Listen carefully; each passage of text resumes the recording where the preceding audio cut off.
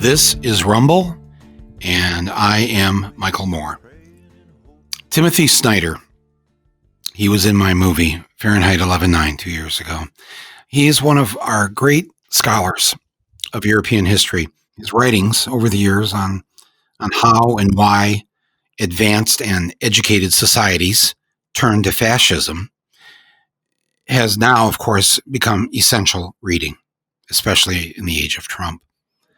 Timothy Snyder wrote a wonderful short book that came out right after the 2016 election called On Tyranny. I'm sure many of you read it. One of those great, the little books. Remember back when we used to go to bookstores and right by the cash register? Remember cash registers? There was a pile of his books. It was really one of the most important books of the early Trump years, On Tyranny. It provided a step-by-step guide for citizens, us, you and me, to not give in or allow our rights to be stripped and for our democracy to be shredded. And of course, that's why I wanted him to be in Fahrenheit 11/9, and so we could talk about that further. Dr. Snyder is a professor of history at Yale University and a fellow at the Institute for Human Sciences in Vienna. Now he has a new book out, and this one's a much more personal book called Our Malady, and I'm very pleased to have him here on Rumble with me today. Welcome, Timothy Snyder. Great to talk to you again. So I'm talking to you from Vienna. What is it that you are doing there other than reenacting The Sound of Music? Mostly I'm raising my kids, which is that's what I mostly always do. And I am teaching. Yale, where I teach, is all online. So I'm teaching, but it's mostly in the middle of the night now, as opposed to the middle of the day. Mm-hmm. And then, when I can, I'm talking about the book that we're talking about, and then I'm doing some research too. So, just so people know what you and I are talking about, because I've read the book, but tell the people listening to this exactly what happened. I'll tell the story. The thing to keep in mind is that when it was happening, I didn't understand all the things that I understand now. And part of the problem was that I wasn't helped to understand the things that I should have been helped to understand. It started when I was taking a business trip to Europe. I was flying to Munich and I felt sick, and I felt I was really pleased with myself because I'm a typically stupid Midwestern guy about pain. So I don't like to go to doctors. I don't go to the hospital, but I made myself go to the hospital in Munich, and I was diagnosed with a viral infection when in fact, at that point, I clearly already had appendicitis. And the reason why I'm sure of that is that 2 days after that, this is in early December last year, 2019. 2 days after that, my appendix burst. But I had been told that it was, my gut was going to hurt for a while because of this infection, and so I just ignored the pain when my appendix burst, which is like I'm just, don't do that. Anyone who's listening, it's just idiotic what I did. But they told me it was going to hurt, right? And so my view about pain is, okay, they say it's going to hurt, then it hurts, and so fine, you just keep going. I was trying to finish a book at the time. I was busy. I had 2 conferences and a public lecture, and I was trying to do the stuff I was supposed to do, like you do. And so my appendix burst. I kept doing the stuff I was supposed to do, gave a lecture, went to a conference, and then I flew back home with a burst appendix and peritonitis, apparently, over the Atlantic. And I got back to the U.S. and I still didn't feel very well. And I started to feel the kind of malaise you were talking about. And I went to a hospital in New Haven, and they said, yes, indeed, you have appendicitis. Let's take your appendix out. And I was all in favor of that. Let's, get the job done right away, cut the thing out. And they did so, but when they did the scans, they also noticed that there was something wrong with my liver, something suspicious with my liver. The problem was they forgot to tell me that. They didn't say anything about the liver, which was infected, it turned out, and they didn't schedule any treatment for the liver. They just let me go. And, this is the typical American thing. You go into the hospital at the last possible moment, out of the hospital at the quickest possible moment. So they took the appendix out. I was out of the hospital less than 24 hours after that with just a few antibiotics to take. And meanwhile, this liver thing kept growing. Now, I didn't know that, right, because nobody told me about that. I called my doctor and said, look, there's a family vacation in Florida, long planned. My mother will be upset if I don't go. Can I go? She said, sure, no reason why you can't go. Perhaps she could have mentioned that my liver was infected, but she didn't. She forgot, or I don't know what, but she didn't tell me. I went to Florida day before Christmas Eve. I wake up and I can't feel my hands and feet. It's like my extremities are covered with hot steel wool. Like there's this sort of like scraping, very hot feeling. Go to the hospital in Florida. They test me for all kinds of terrifying neurological things. They don't find anything there. My liver enzymes are up, but nobody notices. They perform a spinal tap, negative result. So they let me go. And then I keep feeling worse. I think I'm feeling worse because of the spinal tap, but that's not it. I'm feeling worse because of this untreated liver infection. My wife decides to pick me up and take me back to New Haven. Basically, she asked me, like, where do you want things to happen? Do you want them to happen in Florida, or do you want them to happen in New Haven? I want to go back to New Haven because New Haven feels like home. I thought, like, okay, if something terrible is going to happen, I want it to happen, where I know people, where I know the way things are messed up. That's how I was thinking. So I came back to New Haven. Friend picks me up at the airport. Kids are watching all of this. My wife is watching me terrified on the flight back. A friend whisks me away, takes me as quickly as possible to the emergency room in New Haven. Another friend is waiting for me there, who's a doctor. I try to get into the emergency room, but I don't complain. I don't complain enough. And the friend who's waiting for me, although she's actually a physician, is also a Black woman, and it was a Saturday night. And somehow on Saturday night, being a Black woman was more important than being a physician. Nobody took us seriously. It was hard to get into the emergency room. Once I got into the emergency room, I was in there for 17 hours before. Oh my God. They didn't take her seriously because, well, this is what you listen to any Black person describe their experience of trying to deal with a hospital or a doctor sometimes. And it's, they get ignored. So in the book, you sort of mentioned this, that they really weren't giving her the attention that she needed them to have to focus on you. And perhaps some of them didn't even think that, maybe she wasn't a doctor, or she wasn't that level of a doctor, because of course she's a Black woman, and that you're in this writhing pain, having to also witness American racism in full display. Yeah. I mean, it's like, but the thing is, when you're almost dead, like this stuff, it's funny, like what you still know. And so like you say, like my hands and my feet were tingling and numb and burning. I had a crushing headache. I could barely move. My fever got up to 104, and so on and so on and so on. But even then, my American self could see, oh, this is the racism that's going on, right? Like I was obsessed with this because naturally I wanted people to listen to my friend because she was right that I needed attention. And I knew just why, I knew, like deep in my heart, I knew exactly what was going on, just like any American who's honest would know what was going on in that situation. Can I also point out, having had appendicitis and my appendix out also, that when the appendix bursts, and I was told this at the time, it's like you've got to go to the hospital right away, that you could be dead within an hour with a burst appendix, or 2 hours, or 3. You flew across the Atlantic. How are you even talking to me right now? I mean, seriously, that part of the story just blows my mind. Yeah. I mean, I think my immune system is like the unsung hero of all this, because my appendix burst and my body took care of it. I mean, it hurt a lot, but actually my body took care of that. It took care of the peritonitis. I would have survived the burst appendix.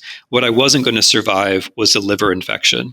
And so when I went into the hospital in New Haven, and they spotted the liver problem and didn't tell me, that was the death sentence. I mean, that was the medical death sentence right there when they let the liver infection go, because the liver infection was too much. The liver infection is what then took me to sepsis, which is what was going to kill me.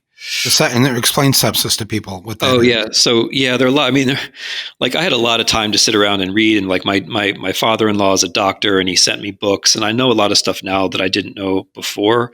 But sepsis means that an infection has spilled into your bloodstream, and so I mean you have of course you have bacteria in your body all the time, but sepsis means that the wrong kind of bacteria are in your blood bacteria which shouldn't be in your blood are suddenly in your blood, and they're which then colonizing takes your the blood. bacteria that's all of a sudden now in the bloodstream. So it's on a high-speed freeway Exactly. going through your whole body. It's going everywhere, and it feels terrible. I mean, you feel like only some of you is present. It's a very strange feeling, like you're just being taken away somewhere from the inside. And I mean, what you said about the appendix is even more true with sepsis. I mean, the basic idea is you get that patient on an antibiotic drip right away.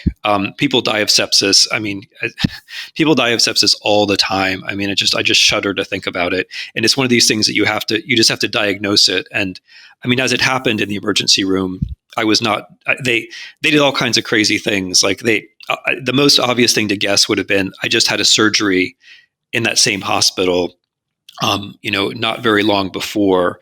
Maybe perhaps something went wrong with that surgery, but they didn't go that way. They went all kinds of other different ways. And meanwhile, I was in sepsis the whole time. It was 9 hours before I was in antibiotics. It was 17 hours before I was diagnosed. So, I mean, the thing you say about flying with a burst appendix, yeah, that's true. But being without antibiotics in sepsis for all that time also should have killed me. I mean, that's where I really got lucky. Wow. It's people are listening to this right now because they if they heard my introduction of you, they're saying this man who, and there's a part here in the first half of the book where you're talking about you even walk into one of these hospitals with the records that the last hospital gave you, with stuff on a digital disc of the whatever CAT scans or whatever you might have had there, and offering them. And they didn't want to look at it. They wouldn't take it from you. They wouldn't. Oh, no, we do our own stuff here. We don't want to look at what you. And had they looked at that, they might have maybe seen something on your liver, perhaps. But what I was saying is that you are a distinguished professor at Yale University. You are in a Yale University-run hospital. Your father-in-law is a doctor. If you're going to get sick in America, folks, Tim, those three things I just stated, it's like, boy, if I ever get sick, please make me a distinguished professor at the university where I'm in that hospital that the university is running. Oh, and by the way, there's my father-in-law, who happens to be a doctor. It's like you couldn't be in a better spot. And yet what you became a firsthand witness to in terms of our healthcare system and how things work, was, at some point you say you got out a piece of paper and some kind of notebook and just started in whatever groggy, pain-ridden condition you were in, started taking notes. You're very right to say I was privileged, and like that's the point. Like if an articulate, educated, middle-aged white guy in his hometown, in a hospital, where he actually knows people, can almost die for really bad reasons. That's a sign, that the whole country's in trouble. But the other thing about privilege is this whole thing is a mind game. Where all Americans are trapped in this mind game because healthcare is competitive in this country, right? You think, okay, I've got insurance and I've got better insurance than the next guy. And I've probably even got better insurance than that guy over there, right? And the problem is it's all a trap because we think we have good care when all we have is less bad care than the other people. And even those of us who have pretty good care, like I do, still have rotten care compared to places like Germany and Austria, where I just had a nice the waitress who served me dinner at the Vietnamese restaurant I just came from has better health insurance and better health care than I do, even though, as you say, I'm a professor and it's a university, it's a university hospital. She has better health care. If the same thing happens to her, she's going to get better treated than I was. And not just any university that you work for, or this is an Ivy League school. People have heard of Yale. This is so stunning.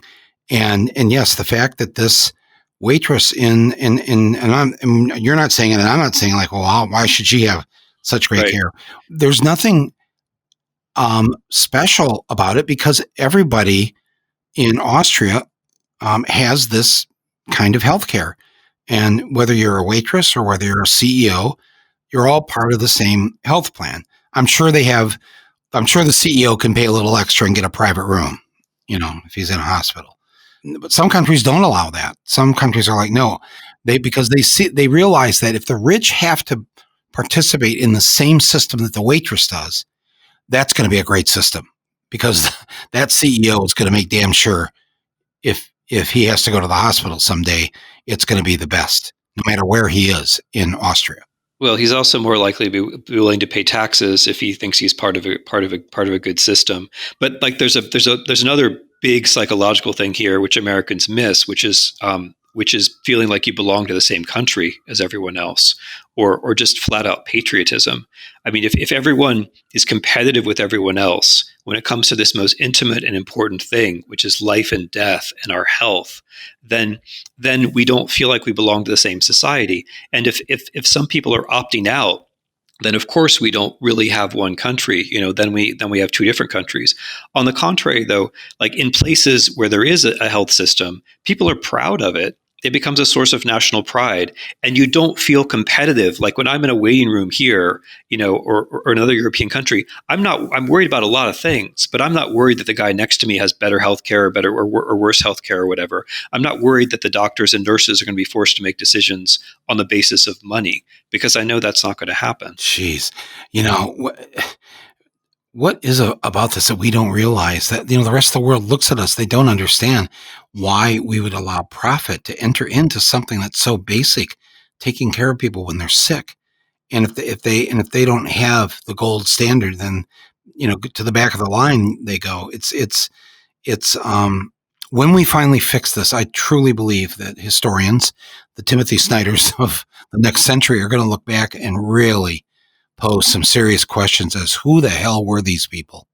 Yeah, well, people have been posing that question for 100 years. I mean, one of my former students, a professor at UConn called Sarah Silverstein, is writing a book about doctors in the 1920s and 1930s who worked all around the world on immunization and hygiene and other things. And they were struck even then, 100 years ago in the US, by our attitudes about all this stuff. And it's the same story over and over again. I mean, if part of it is race, that you can't tell Americans that we should all have something good, because immediately people will start to think, well, we can't let those immigrants have it. We can't let the blacks have it. And once you have that thought, everybody ends up having something which is worse. I mean, that's the thing. Like, we could all have something which is better, but instead we choose to have something which is worse for us because we think it's going to be still worse for other people. And another thing which I think is, I mean, so strange about America is freedom. We talk about freedom all the time. I mean, this is why I made liberty the subject of our malady. We talk about freedom, but we have this really narrow idea of freedom. You can't be free without your body. You can't be free if you're really sick. I mean, this year of all years should make this clear. If you can't do the things you want to do with your body, you're just not free. And this means that our body shouldn't be an object on the market. Our body is us. Our body should be beyond other people's decisions about buying and selling and profit. That's why, that's what it means to say health is a human right. That when we talk about freedom, we also have to be talking about our bodies, because if we don't, then somebody else will find a way to buy and sell our bodies or buy and sell our sickness, which is the system that we've got now. So in the book, you make then this not a leap, but you take a step away from your personal situation to then look at the larger implications of this malady. And it's not just the malady of an appendix or a liver or whatever, but you begin then to talk about what does this say about us, and who do we want to be as Americans, and what is preventing us? What is the larger malady that we are suffering from? I'll let you just take it from there, but I just think it's such a gift for you to talk about your personal situation, and then expand it to the larger discussion that we all need to be having. I think a big part of our malady as a country is pain. That there's just too much pain, physical pain, emotional pain, trauma. And I think in various ways, our political system is addicted to pain. I mean, the most obvious thing to point to is the opioid epidemic, where people do have real physical pain, but then there's profit to be made from that pain. But it's larger than that. I mean, we're in a situation where people don't really expect to be healthy, or at least anymore. People just kind of hope that it's going to be worse for somebody else. And we've got a president who's very good at working with that feeling. He's very good at taking all the fear and anxiety which comes out of our rotten healthcare system and from other places too, and directing it in various ways. I mean, that's for me, like the fact that we have an economy of pain instead of the pursuit of happiness is one way that America has really gone wrong. And second, we talked about it already a bit, is profit. We talk about America's healthcare as being a fifth of the gross domestic product, as though that was a good thing. That is not a good thing. It's not a good thing if I'm paying lots of money to a private equity company in order to get sick and die. That's just not a good thing. We should be paying much less for healthcare and getting better care. All these countries in Europe where people live longer and healthier lives, where they have easier access to better health care, they're also paying a lot less money for it. So the fact that people are ever better at taking money from healthcare, ever better at squeezing those doctors down to 15-minute appointments, ever better at monetizing every single aspect of what should be a private and personal relationship between doctors and patients, that fact is not giving us better healthcare. It's making healthcare look like a bigger part of our economy because more profit is being taken, but it's giving us worse healthcare. I mean, it's depressing to think that American life expectancy peaked in 2014. It's depressing for my students to think, okay, I could have a shorter life and a poorer life than my parents and my grandparents.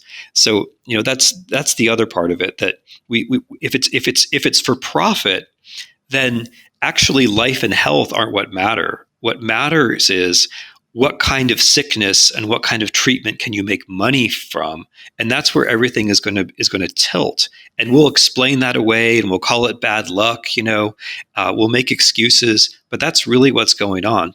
And that's why I almost died, because it was too hard for me to get into a hospital and too easy for me to get out. And that, the doctors have stories about that. Anyone can tell a story about that, but fundamentally that just comes down to money. It's bothered me for the longest time. I just look at things simply like, would we require our fire department to show a profit? It's just the city council sit around and say, we're not making any money off these fire trucks. It's like, no, you're not supposed to. That's why we have government. It's why it's called a public service. We pay taxes for it. But there was a time when, in the beginning of this country, they tried to set up a fee system, and you would pay into it so that if there ever was a fire, the fire department would come and put it out. But if you didn't pay for it in advance and your house caught on fire, they just let it burn. That system didn't last long because by letting it burn, that meant the neighbors' homes burn, and some of those neighbors maybe did pay the fee, but they lost their house anyways because you didn't pay your fee. So they stopped doing that, and they decided, this is one of the services that government should probably provide. But why don't we think that way about healthcare? So you've traveled. People in these other countries, they think we're nuts. They really don't understand us being the richest country on the planet, and we can't do this for our people. I mean, what you say about fire is true for epidemics, and we're paying the price for that right now. I mean, there are a lot of reasons why 300,000 Americans are going to die of this disease before the year is over, and many of them have to do with just the horrifying scorn for human life of our president. But part of it is just what you say. I mean, just like fire prevention is a public good, it has to be shared because fires spread. Health is also public good. It has to be shared because diseases spread. If you set up a society where there's no sick leave, then people are going to go to work when they've caught the coronavirus. If you set up a society where half the country doesn't have enough money to risk going to the hospital, those people are going to catch coronavirus and they're going to spread it. That's what we've done. I mean, because we have the equivalent of what you're talking about, we have this epidemic. You can only have health together. You can only really do this together. There are things that are public goods. And the funny thing is, in America, we think, oh, a public good, that means I'm less free. No, it doesn't. It means you're more free. I mean, air is a public good. If we have clean air, then we're free to go outside. Water, I mean, you know this better than me, Flint. I mean, water is a public good. If you don't have access to clean water, you can't have a free, normal life. The more parks you have, the freer you are. Public goods actually make us free, and that's just something that Americans can't quite get straight for some reason. I mean, as for other countries, I mean, at this point, it's just pity. I've never. You're right. I've traveled a lot my whole adult life. I've spent a lot of time in a lot of different places. I've seen a lot of attitudes towards America. Some of them I understood, some of them I didn't. But this one is new. I've never seen so many people just universally pity us before. But it's sincere, right? It's not like they're taking any pleasure out of right. They're not being mean about it. It's just like they like us, or a lot of us, and they hate to see that so many of us are dying for no damn reason. Even the ones who don't like us, Michael, I mean, they're pitying us too now, because like this. I mean, the scenes that come out of the United States are just so different from what people, at least in Europe, are used to seeing. It's the mass graves particularly seem to reach people. So you said you don't know why, though. You don't know why we are this way when it comes to things like healthcare, but you must have thought about it. You must have thought about why. We're not dummies. We're good people. What's going on here? Does it come back? Does this too come back to race? I mean, it's I think some of it, you say we're good people. I think some of it comes to our learning how to be a people. I mean, we've had a constitution for a long time, and our history, as a republic, we're old, but I think we're still learning how to be a people. That is, a people that doesn't have a frontier anymore, that can't solve problems by taking more land. That's going to be pulling back from the world rather than going back out into the world. I think we don't really know how to behave as that kind of country, where we have to look around and say, okay, this is what we got. We got these people of European origin. We've got these people who are descended from slaves. We've got these people who are descended from the native of this continent. We have descendants of other kinds of immigrants. What are we going to do with this? I don't think we've answered that question. And I mean this very seriously, because I think certain kinds of people, who and I know, certain kinds of people in the middle of the country are really suffering from this. Like the idea that I'm tough, I can face this down. I don't need health care. I don't want the government helping me out, because if the government helps me out, and then this is where race comes in, it's just going to be helping other people out more, because I don't really need it. I'm tough, and that's the frontier. Like that's our history speaking through us. Right. And the way race gets into it is that people, then the wrong kind of politician, and this started with Reagan and it continues today. The wrong kind of politician says, yeah, you're tough. You don't need that health care, but those welfare queens are going to take it. Those black people are going to take it. They're going to abuse it. So let's not spend our hard-earned tax dollars on something like that. And so the stereotype that the white guy is tough and that the black people are going to just exploit things, those racial stereotypes then, merge in with our history and create a situation where white people are literally dying, for their own racism. They're dying for a belief in something which they really shouldn't believe in anyway. And of course, black people are suffering even more as a result of it. And I think the third reason we mentioned, which is the wealth inequality. When I was in the emergency room, I was thinking about a lot of things, but I wasn't thinking about calling up, my powerful friends to help me out. And you mentioned in the book that when you were out, friends of yours in New Haven and elsewhere said, "Well, I don't understand. You mean why would you sit in the emergency room for 17 hours? Or you're Dr. Tim Snyder. Why didn't you?" And you say in the book that you said, "No, I didn't like make a special call or ask for special treatment or whatever. Yeah. And well, you should just I mean, It didn't even, I mean, that didn't even occur to me. it didn't even Not, occur to you. Wow.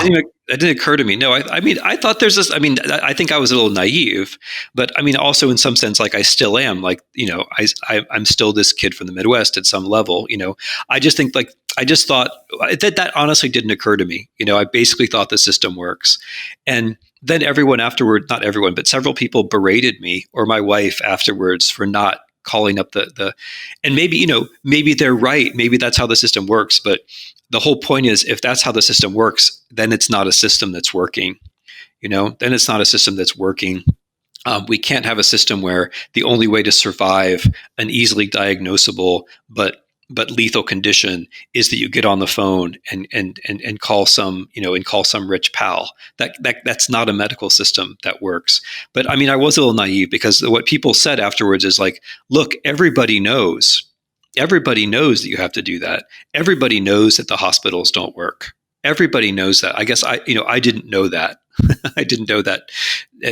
I didn't know that. I didn't understand that. But the whole point is, if that just means that the situation, that the whole structure is based on inequality, and it shouldn't be, because yeah, I could have called some people. I didn't. It didn't occur to me, but I could have done it. But most people can't do that, and you just can't create a system where people think, "Man, I'm going to die now because I can't make a phone call." That's just sad. I mean, for a country where we say all people are created equal, that's just pathetic. Yeah, but if you were my dad or my brother, I would agree with everything you just said, but then I would go, um, I got to make a call here or something, even though I know there's something horribly unfair and wrong about this. You don't want to lose your dad, you know? Well, It's, I mean, yeah. I mean, my wife is obviously these things made my wife feel very guilty, right? I mean, because she's like, she was people tell her, why didn't you do this? And she and I just like, I mean, in some sense, we're just like egalitarian people. Like this didn't occur to her either, And so now she feels guilty for the reason that you're giving. no, I want more Americans like your wife. I think we would live in a better country if people had your attitude. And out of this experience, now you're driven with another cause, with another desire to fix what's wrong here, to not let something like this go on. And it's so admirable. I mean, it's just, between this book and your last one just, really got everybody thinking and talking about, we have to be ready. We have to be ready because, read this book because it lays it all out, what we think Trump is going to do. And of course, you know, I don't know if Rachel or somebody has done a checklist yet over your 20 chapters in this book. And it's not a big book. It has 20 chapters in it, but it's anybody can read this book. And, maybe you've done it. I mean, how many boxes have been checked in what you were warning us about in On Tyranny? Yeah, I mean, you're too humble to even go there. It's No, I mean, I wish. I mean, it would be so. When the book came out, as you can imagine, as you probably remember, I mean, we talked about it pretty, really early on. But a lot of folks, even the folks who liked it, I mean, they were kind of hesitant to identify themselves with it because the general idea in America was, of course, we're different, we're exceptional, the institutions are going to protect us, and so on. And that just wasn't true. I mean, I wrote these 20 lessons on tyranny in the order that people should try to follow them. That's why number one is do not obey in advance, because if you obey in advance, if you go along with the drift, you're not going to be able to do any of the other 19. So like that's number one. But I also organized it in the order, as you suggest, in the order of how things are going to happen. And so the ones towards the end of the list are the ones which are the most, the most dangerous, and unfortunately the ones that are most relevant now. So, number 16 is learn from peers in other countries. We're seeing now in Belarus how really determined people whose only cause basically is to have their votes counted, actually can stand up for a long period of time to a regime which is much more frightening than ours is. 17 is listen for dangerous words. The president, in discussing Black Lives Matter and protesters in general, talks about anarchists and thugs. This is basically the language that Hitler used in 1933 after the Reichstag fire. 18 is be calm when the unthinkable arrives. That's where we are. The unthinkable is here. We have a president who is trying to spoil an election. There are a lot of things we need to do, but we need to be calm. So we're in that territory towards the end of the book where the lessons start to run out, because we're heading towards a moment of regime change. And after we do have a regime change, when our voting doesn't matter and when many more of us will be subject to oppression than are now, then it would have to be a totally different book. When you say remain calm, people right now are screaming into their headphones. What do you mean remain calm? I can't. You're asking me to do that, and you're asking during a pandemic. And I got the kids in the other room trying to learn on Zoom. But explain what you mean by that, because I remember how you put it in the book, and it's not just remain calm, like just go take a sedative and have a nap. Yeah, the idea is that Americans are going to face things that we're not used to facing, or let's put it this way: many Americans are going to face the kinds of tactics that we're not used to facing. If you're African American, or if you hold certain kinds of radical beliefs, you've faced these things before. But most Americans haven't faced the politics of emergency before. Admittedly, if you're in Puerto Rico or if you're in Flint, Michigan, you have. But the politics of emergency, this idea that we're in an exceptional situation, everybody's got to line up now and listen to the leader. That's where we are now. And that what Mr. Trump has been doing since June at the latest is a kind of emergency politics in search of an emergency. He really wants to have an emergency situation where he can say, okay, we can't count the votes, or we've got to stop the election, or, I have to stay in power anyway, or whatever it is. And the reason why I'm saying be calm is you can't fall for that. Even if there really is stuff going on, right? And there's a pandemic, and there's an economic crash, and there are all kinds of other things going on. But you can't fall for this. This is the oldest trick in the book. The idea that, the leader says there's an emergency, I just need to hold on to power just a little bit longer. It's just a temporary thing. That's how Hitler came to power. That's how it's generally done, and that's what Mr. Trump is trying to do now. And we can't let that happen. If it does happen, let it not happen because we were fooled. That's what that lesson's about. Right. Well, I think everybody is awake and aware and paying very strict attention to everything. I heard somebody say last night in one of the news shows that we had 130 million people show up to vote in 2016. Some people think it's going to be 150 million, maybe more.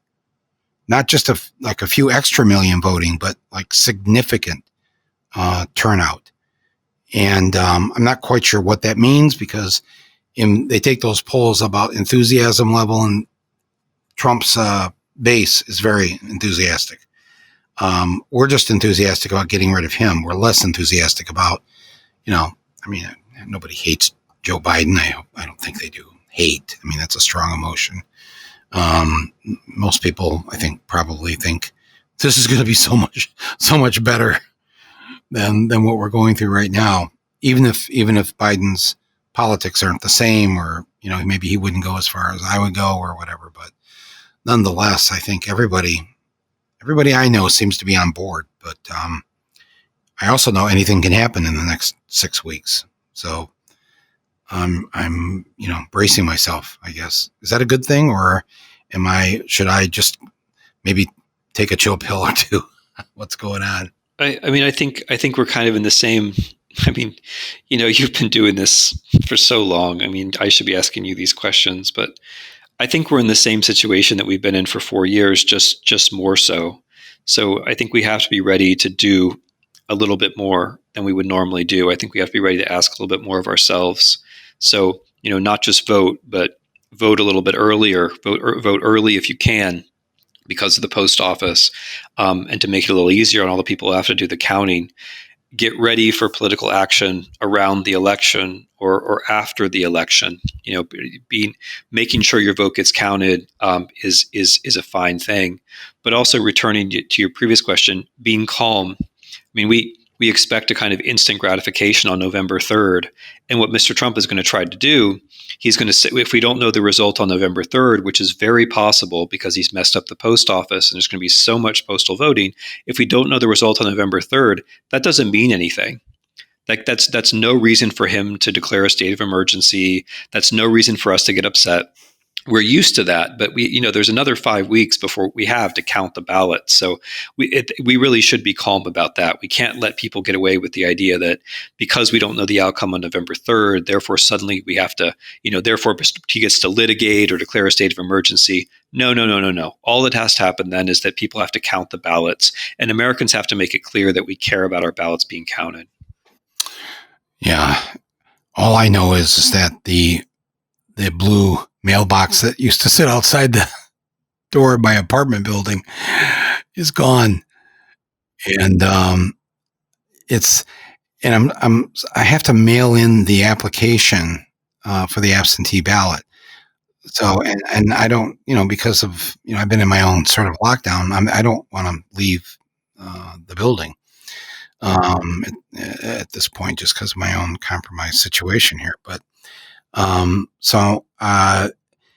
this is all, which actually I want to ask you. You got up to 18, and now I think people are thinking, what's 19 and 20? What are we not dealing with yet? I can't read. I don't have the book in front of me here, but what was number 19 and 20? Oh, well, number 19 is be a patriot. And this goes to, it goes to kind of what you were saying about Mr. Biden. 19 is about wanting your country to be its best self. Yeah. And we've been our worst selves. We've been our worst selves a lot. And in the last 3.5 years, we've been our worst selves pretty much every day. But being a patriot means that you hold your country up to the values that it says it stands for.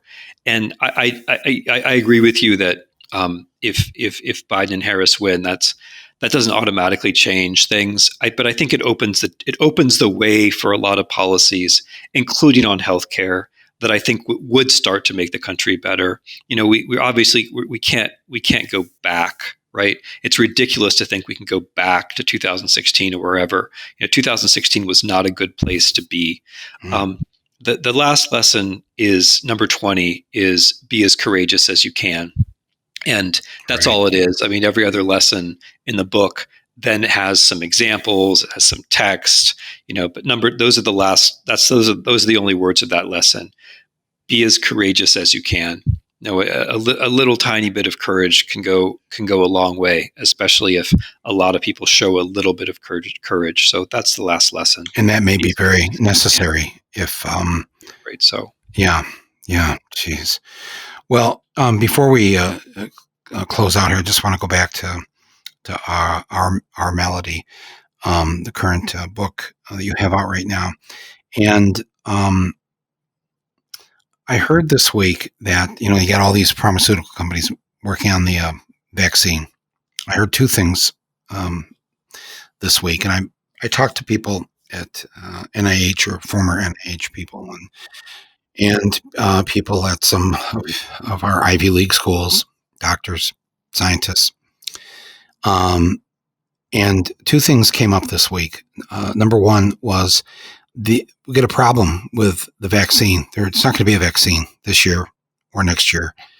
And people are being lied to about this. One of the main reasons is because, and I can't explain the science of this, but essentially what is going to be in the vaccine, the culture that's going to be in the vaccine, that's going to be put in our body, has to be stored in freezers that are 80 to 90 degrees below zero. We don't have enough of those. The research labs have them. I'm sure Yale has one or two of them. but supermarkets don't have them. Meat lockers don't have them. We're not going to be able to have doses of vaccine for 300 million people, and it's going to be more than one dose you're going to have to take.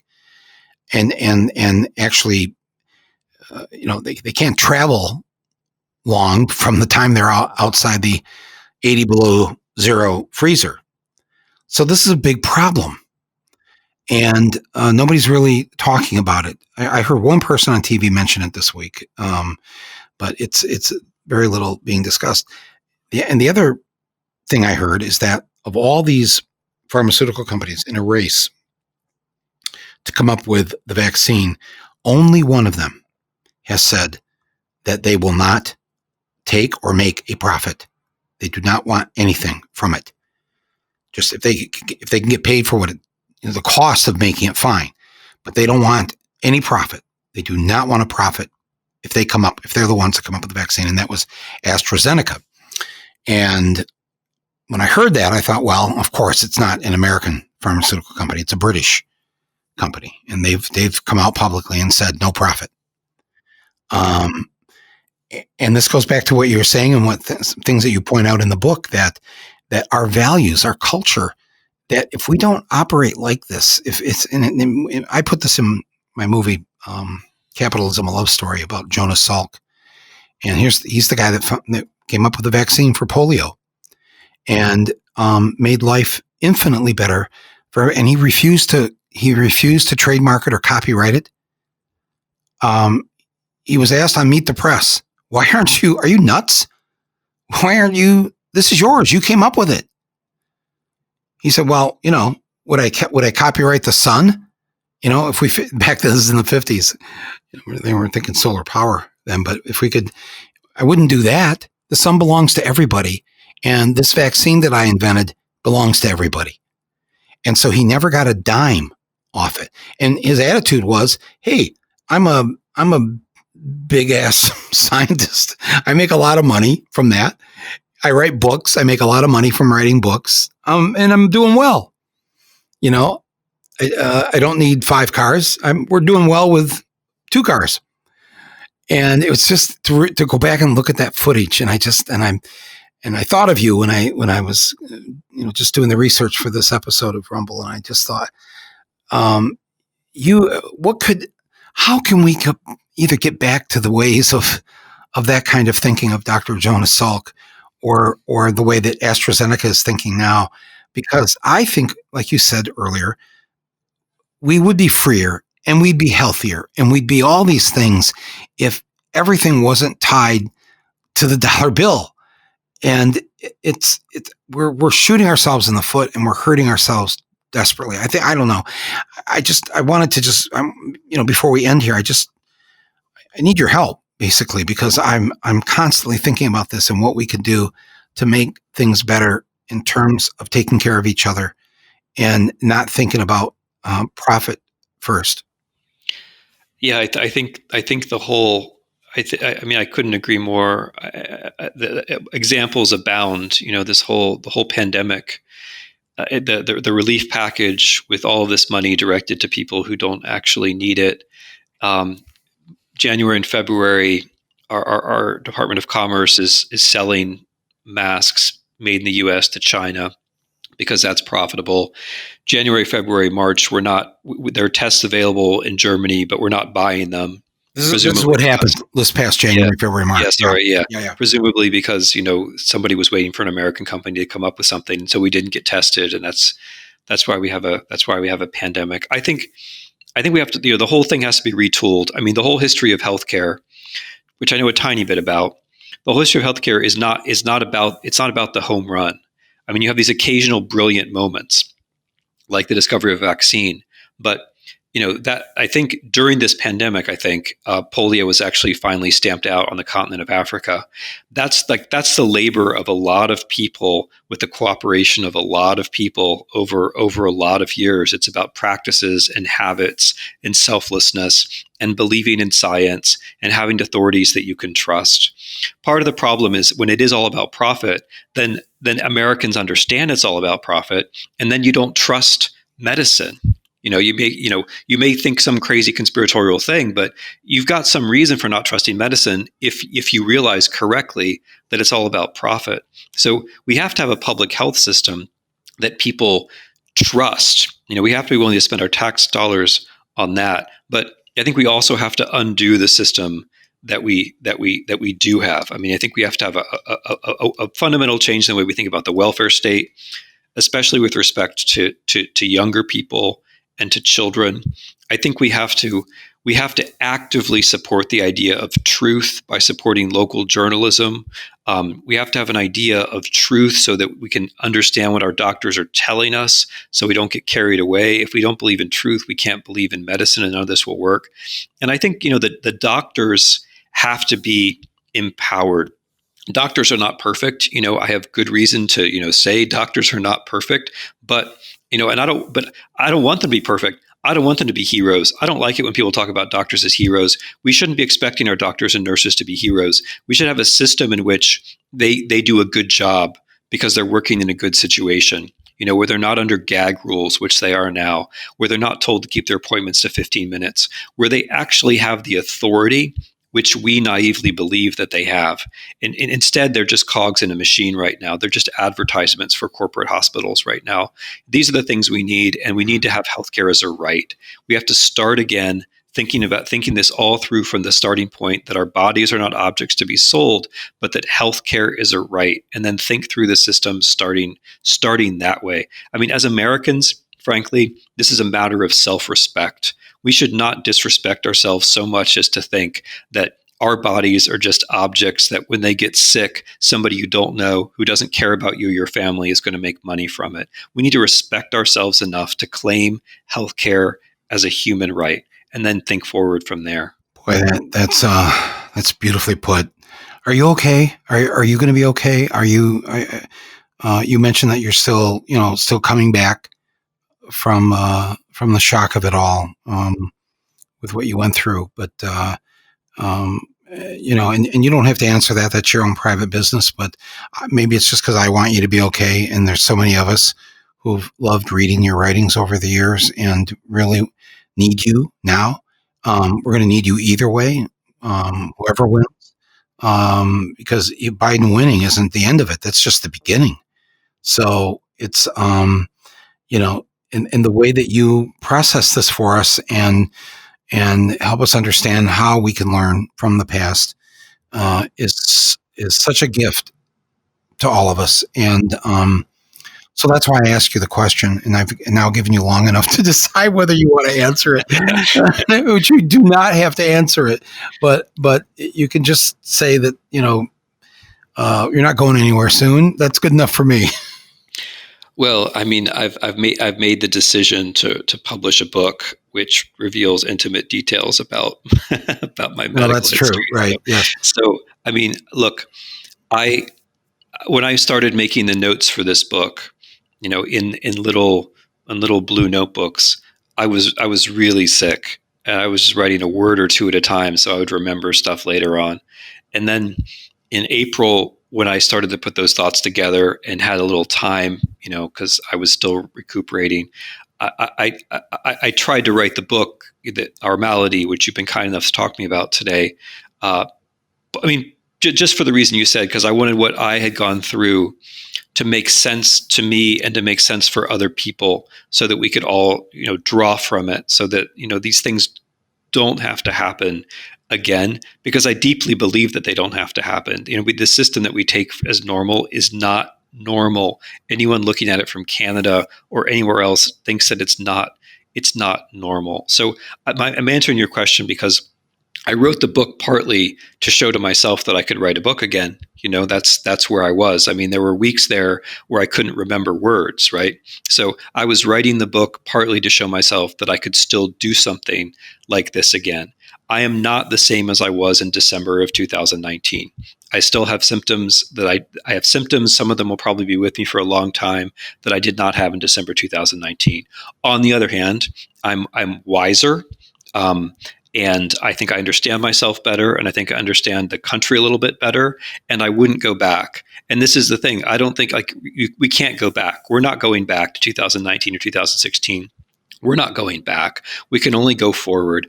And recovery doesn't mean going back. Recovery means you've learned something. You've gone through something tough. You've learned something from it. And now you're going to be in a better, different place. So I feel good. I feel good. I feel good about this book. I feel good about our conversation. I'm glad we had it. And thank you for asking. I feel good. I feel good about myself. Thank you. Well, thank you. And I encourage people to read this book. It's called Our Malady, and Timothy Snyder is the author.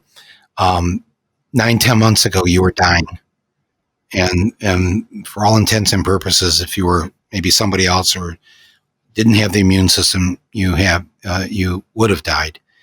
You didn't, and you've chosen to share what you learned while you were so deathly ill. And not just talk about it like, you're not appearing here on Dr. Oz.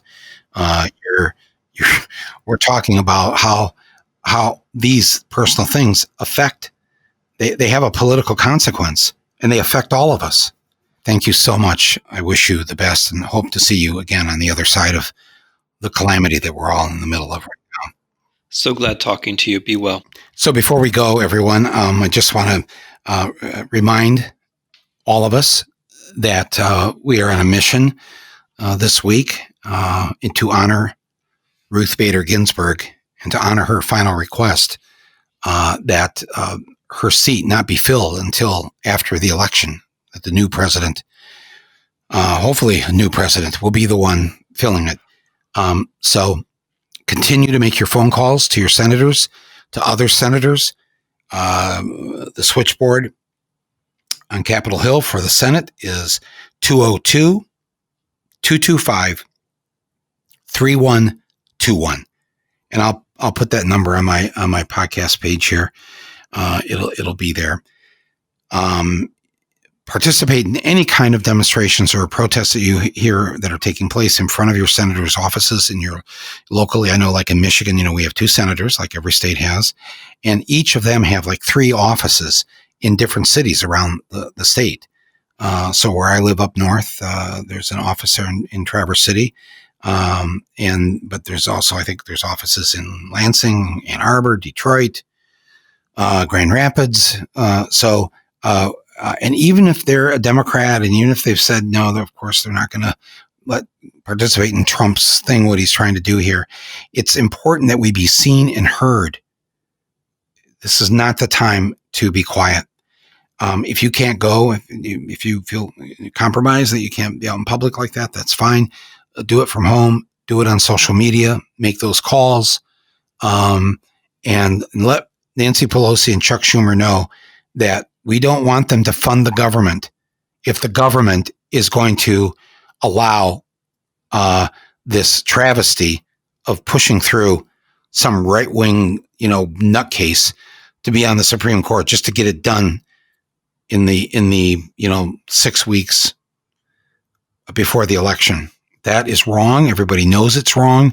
Even the Republicans said it was wrong 4 years ago when they wouldn't let Obama.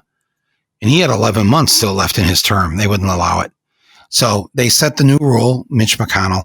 And now, of course, because they are such fraudulent people, they are going to break their own rule because it benefits them. We've had enough of this kind of behavior in the last 4 years. And so that's why we all need to have our voices heard right now. And we need to start talking about a plan.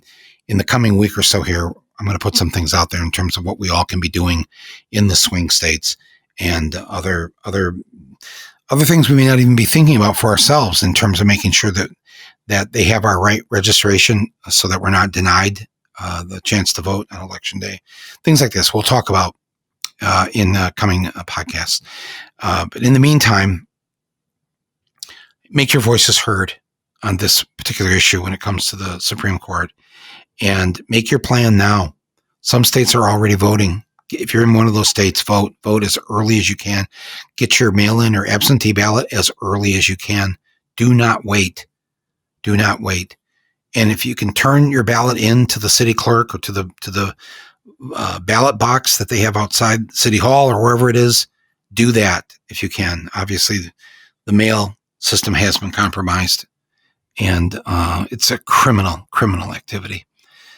Wow. I'm going to leave it at that for today. I'm going to thank our executive producer, Basil Hamden, our engineer and editor, Nick Quaz, everybody else who's given me a hand here, the wonderful voicemails. We've been sharing some of them here. I will share more of them. Thank you for leaving me a voicemail. You can do that just by clicking on the podcast platform page here. You can send me an email to mike@michaelmoore.com. I read all my mail. And I appreciate doing this with you. And we're all in this together, folks. Boy, we know that now more than ever. Whatever else Trump is planning to do here in these next 6 weeks, our minds are not as evil as his, so we can't even imagine it. But we know we're not done with the surprises yet. So let's keep that seat vacant so the next president can fill it by the will of the American people. And let's stand up and do whatever it is that we need to do locally. We got to get our state houses and state senates in the right hands, because they're going to draw the maps for the next 10 years. Very important to involve yourself in your local state races. All right, everybody. Again, my thanks to Dr. Timothy Snyder from Yale University. His book is called Our Malady. Another incredible read. I encourage you to pick it up. And I will talk to you again very soon. This has been Rumble, and I have been and will remain Michael Moore. Thank you, everybody.